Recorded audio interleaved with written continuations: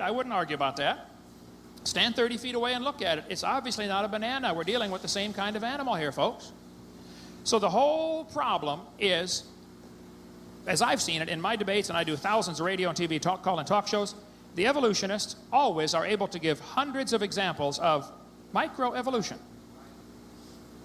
And then they want you to believe that this somehow proves macroevolution. And students are deceived by this by the thousands every day, because the professor says, well, look, we see this, these rabbits became resistant to these pesticides, or the rats, we got the super rat in Chicago became resistant to the pesticides. Well, yeah, still a rat. It's not evolution, folks. It's a variation. It's microevolution. Don't be confused by that. Textbook, though, says mutations provide the source of variations. Well, this is true. But the mutations are harmful, fatal, neutral, or if you do get one that's beneficial, which nobody's really proven a good beneficial mutation, that can take over the population. Who's this good beneficial mutation character going to marry? And then who are its kids going to marry? Anything's going to be blended back into the population. Here's a short-legged sheep. Textbook says this mutation would not last in nature. Of course not, man. He's the first one the wolf is going to catch. Textbook says natural selection causes evolution. Nothing could be further from the truth. Creationists have nothing against natural selection. We thought of it first. Natural selection is sort of like God's quality control. I worked in Pontiac, Michigan for 2 years at the truck and coach plant up there when I was going to school. We built trucks. They came down the assembly line. When it got to the end, somebody checked it. Quality control. If it didn't work or something was wrong, it was rejected. That's normal. Every factory has a quality control. Now suppose you had a quality control section that was eagle-eyed. They caught every mistake. Nothing got by those guys. How long would it take that process to change the truck to a helicopter? You say it'll never change it to a helicopter. Precisely my point. And natural selection will never change an animal to a new kind of animal. It'll only keep the species strong. And it might allow the species to adapt to a new environment. We now have Alaska rabbits that are able to survive in 20 below zero. And we have Florida rabbits that are able to survive in 100 degrees. And they are not interfertile. They're considered a different subspecies, maybe even a different species. I don't know. Now, both of those, Alaska rabbits and Florida rabbits, can breed with Minnesota rabbits. They're kind of in the middle. Okay. And they're going to say, see, this is evolution. No, it's a variation, and it's still a rabbit. That doesn't prove we came from a rock, folks.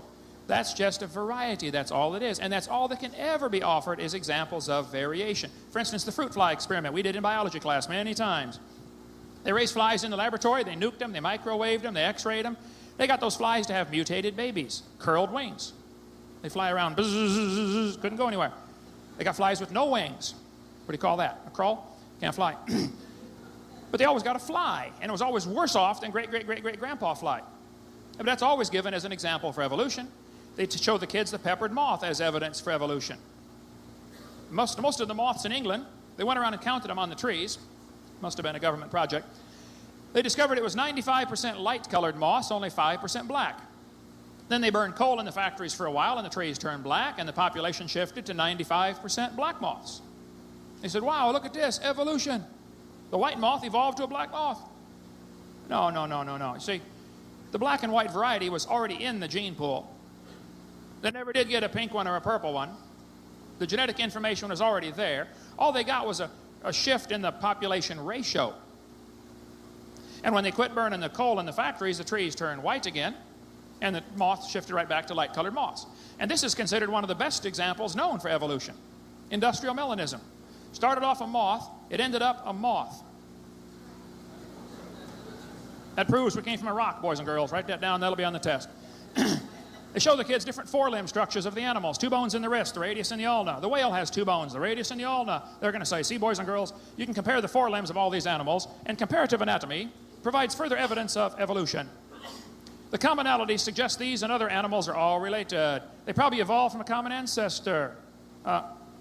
Excuse me. Might be 2 ways to look at that. That might prove they have a common designer. Did you know the lug nuts from a Chevy will screw onto a Pontiac? That proves they both evolved from a Honda 38 million years ago. What we have here, folks, is an example of good observation and bad conclusions. Maybe you heard the story about the scientists were going to see how far the frog could jump. They set the frog down and said, "Jump, frog, jump." Frog jumped 80 inches. Brought him back, cut off one leg. "Jump, frog, jump." He only jumped 70 inches. Brought him back, cut off another leg. "Jump, frog, jump." He only jumped 60 inches. Brought him back, cut off his third leg. "Jump, frog, jump." He only jumped 50 inches. Brought him back, cut off his last leg. Said, "Jump, frog, jump." Frog didn't jump. They said, "Jump, frog." Frog didn't jump. They concluded, every time we cut a leg off, the frog jumped less. Therefore, we feel that when you take all 4 legs off of a frog, he goes deaf. Now look, you got a good observation, but that's the wrong conclusion, all right? And the commonality of the 4 limbs of the animals is a good observation. I agree with that, but it's not a good conclusion to conclude they have a common ancestor. They got a common designer. Very few things anger me about the evolution theory more than this idea of the human embryo having gill pouches. Made up by Ernst Haeckel in 1869, proven wrong in 1874. He faked the drawings of the embryos, made up a phrase, "Ontogeny recapitulates phylogeny." It was proven that he lied. There's the real pictures of these embryos compared to his drawings up above. I mean, it was a total fraud. He finally confessed to fraud at his own university. They had a trial against one of their professors. He confessed to drawing from memory and was convicted of fraud at the University of Jena, 1874. But the idea of ontogeny recapitulates phylogeny, or the human embryo having gill slits, or going through the stages of evolution during development, is still in textbooks today, and I guarantee it's in this university right now, proven wrong 125 years ago. I was going through some stuff in the textbooks that's not true one time, and one professor said, "Well, what would you replace it with?" What he was trying very hard to not say is, we want the kids to believe this evolution, and these are the only examples we have, and if you take these away, they might not believe in evolution. Precisely the point. Look, if you got some evidence for animals changing to a different kind, I'd like to see it. But if you don't have any evidence, then quit teaching it as science and call it a religion. That's why for many years I've offered $10,000 for anybody with any real scientific evidence for evolution. I'd like to see it. I'll write you a check. There is none, folks. There's lots of evidence for microevolution, but that's still a variety. It's the same kind of animal. This is kept in the textbooks, I think, because that's the only way to justify abortion. They want to say it's not a human yet. Well, it's a human the instant it's conceived, and abortion is murder, plain and simple. And I'll stick by that one with anybody. Time up. Textbooks say we have appendix, which is a vestigial structure. One of the evidences for evolution is supposed to be vestigial structures. Now think about that logic. They'll say, "Boys and girls, you are slowly losing something." Which is not true, by the way. There are no vestigial structures. But they'll say, "You're slowly losing something." Okay. See, that proves evolution. Well, hold it. That's the opposite of evolution. Is that how evolution works? You lose everything until you have it all? This textbook says the whale has a vestigial pelvis. Now, the author that writes about the whale having a vestigial pelvis is either ignorant or a liar. It's not a vestigial pelvis. Muscles have to attach to those bones because the whales cannot reproduce without those bones. They have nothing to do with walking on land.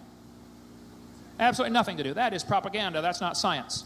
This textbook tells the kids, just imagine whales walking around. It's true. That's a kid's book. That's propaganda. That's a lie. This one says humans have a tailbone that is of no apparent use. I did a debate with the president of the North Alabama Atheist Association, and he said, "Folks, we got proof for evolution. The human tailbone, the coccyx, is vestigial. You don't need it anymore."